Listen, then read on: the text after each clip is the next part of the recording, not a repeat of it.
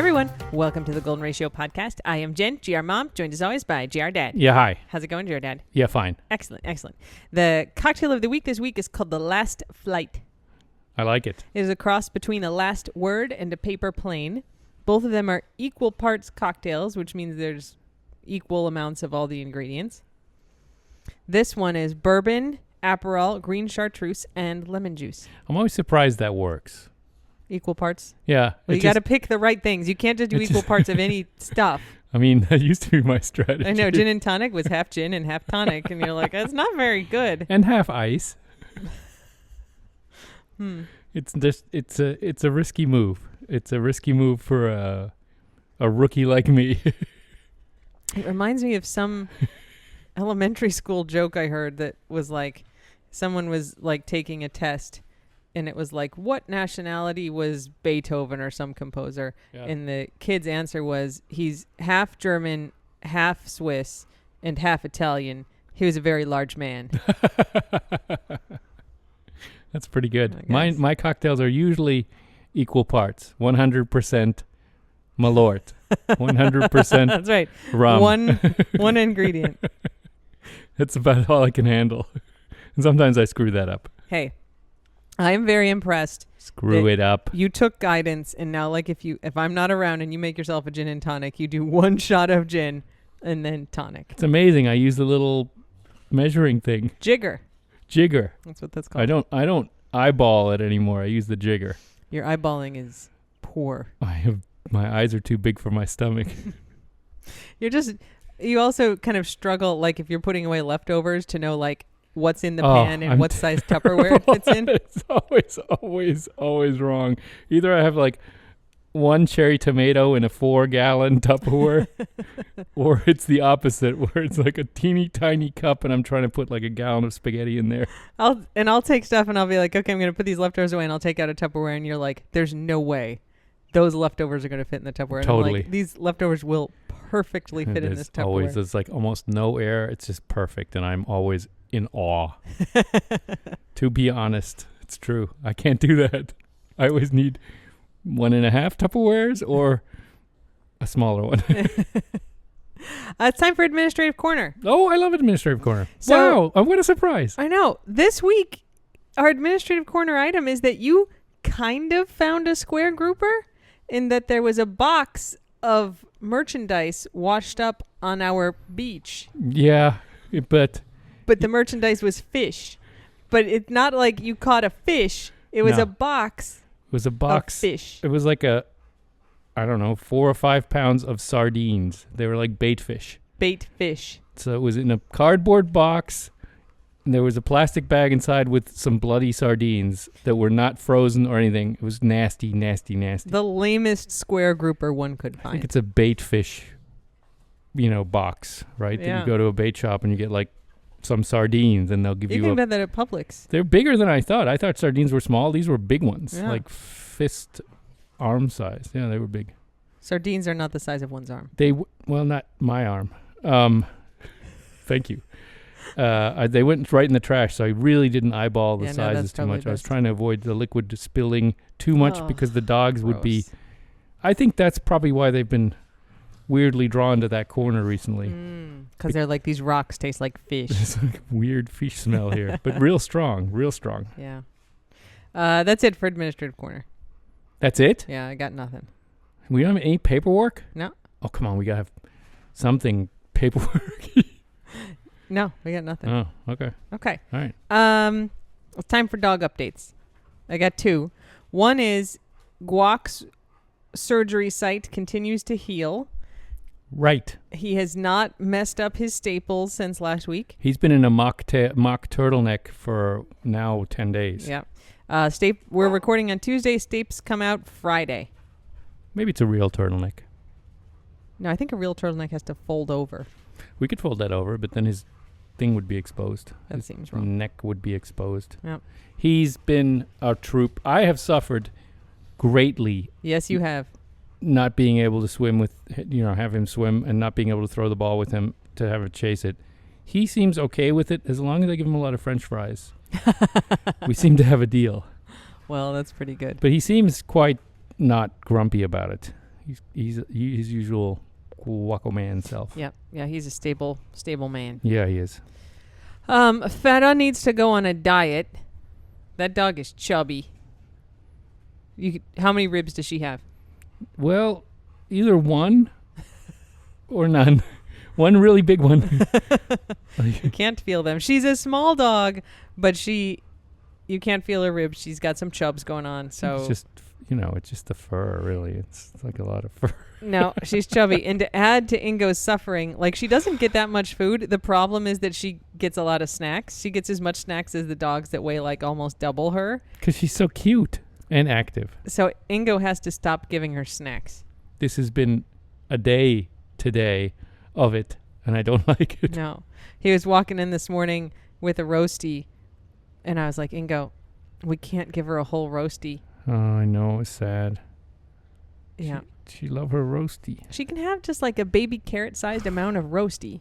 She can have a whole handful of baby carrots. No. Or a full roastie. No, she cannot have a whole handful of baby carrots. I know. She have one baby carrot. I know. You got it. Food does not equal love. I would like to say she's sad, but she doesn't look sad at all. She's as fine. Dopey as always. Zola! Don't eat guac shark. Oh, good job. Have we mentioned that a lot of the corners in our house, a lot of the wood has been chewed by some mysterious creature? Get your nose out of my shoe. God, some mysterious creature that works while we sleep. Zola! She's like an underwear gnome. Zola! Underpants gnome. Oh At God. night, she's just wandering around looking for shit to fuck up right now. Jumps on stuff. That's his effort. And she's going to find Feta. Poor Feta is going to... Feta's looking like, are you going to chomp on me? Feta's going to get attacked. Yeah. Okay. The last item on dog updates is you got your seatbelt replaced in the back seat of your car Yes. today. I was putting in the dog hammock in the back at some point or taking it out. Like a couple months ago. And I was going to pull out the seat belt to anchor it. Right? Yeah, And you click, as one does. and I tried to pull it out, and I noticed that it was chewed through about 80%, but like as if you'd cut it. Like, yeah. except it was like nibbled through. Yeah. And then I remembered that I'd been driving around with Zola in the car. This is when she still had baby teeth, and she was real quiet for a while. And then I think she just like gnawed almost through the seatbelt. Yeah. That's why she didn't want to come out, I think, when we stopped, because she wasn't done. It's like, this is not safe.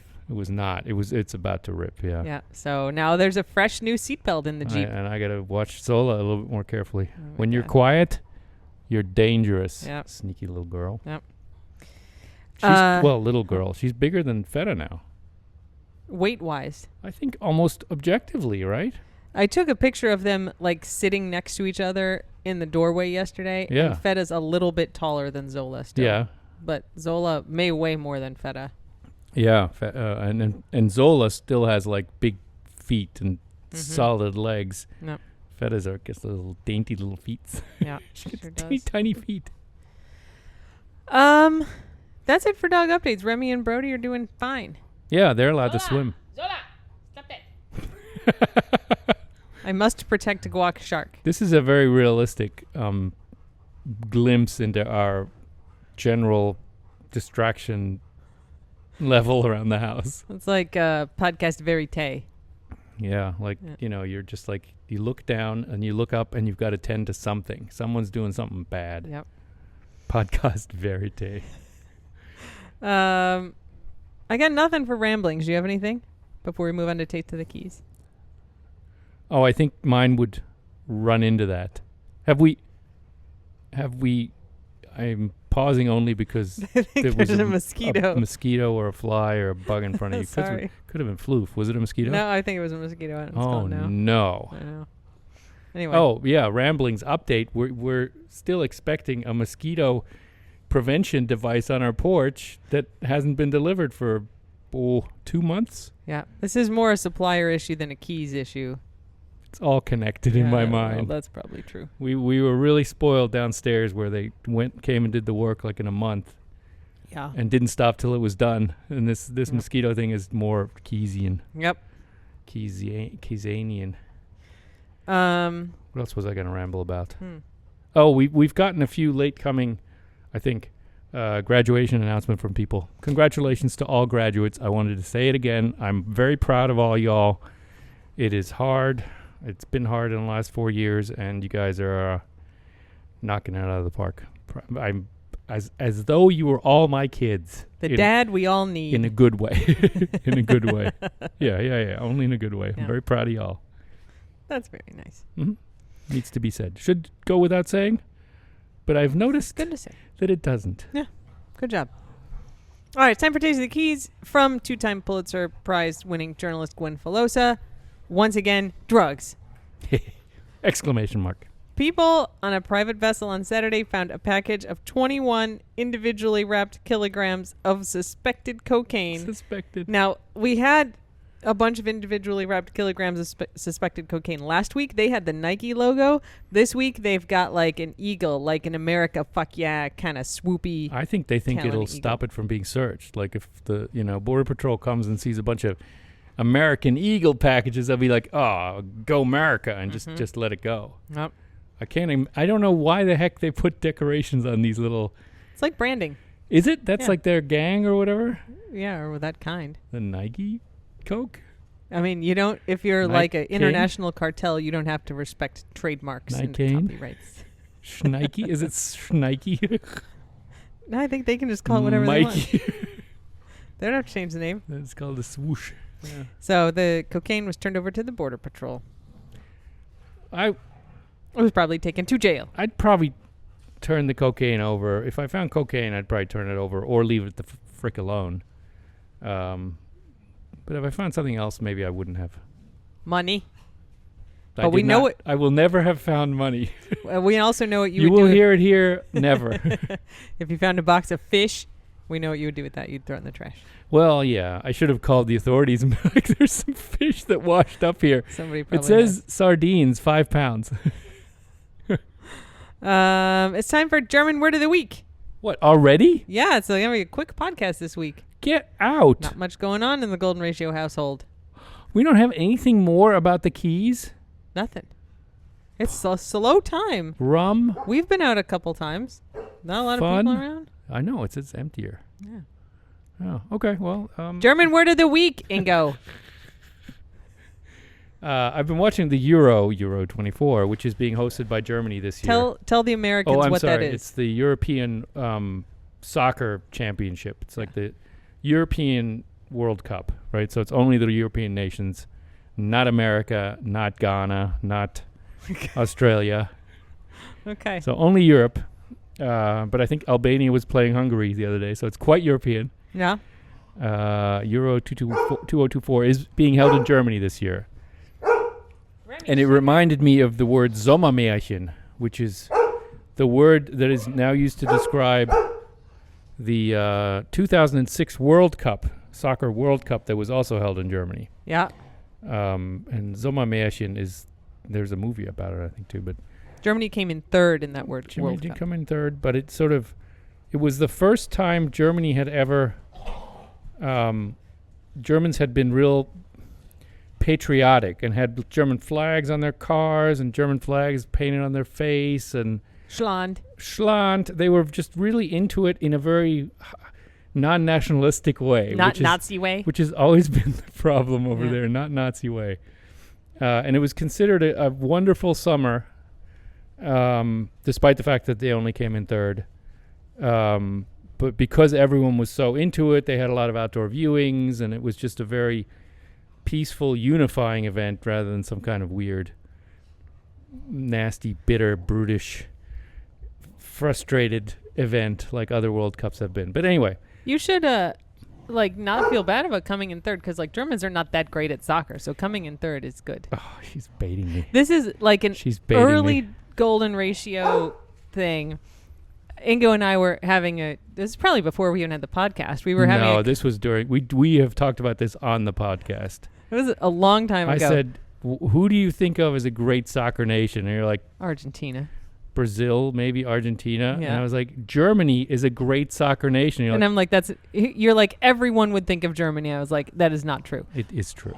And so we did a poll, and I was just like, free response. If if I'm like great soccer nation. Yeah. And Germany got like 4 people. Oh my and goodness. they were all freaking Germans. like, and it was like Spain, Brazil, Argentina. We've won 4 times. Come on. Listen, the people do not go like, when you think of soccer, what country do you think of? Germany is definitely not the answer. I think that's wrong. I think that's an American, except we did get international. But everyone likes their own country internationally. No American said, you know what I think of as a great soccer nation? America. You can't ask Americans to judge soccer. That's like asking a vegetarian to judge like a rib cook-off. The U.S. women's national team who has like good ribs, to and the vegetarians would be like, oh, wait. I don't know. Stop. Illinois. I want you to stop your rant for a minute and just recognize that you have defaulted to talking about soccer as men's soccer. No, you don't. So you think the U.S. women's national team does not count? I think the U.S. women's national team is great, but the German national team also is great. I'm sorry. You just referred to like American women's soccer as the Illinois of barbecue.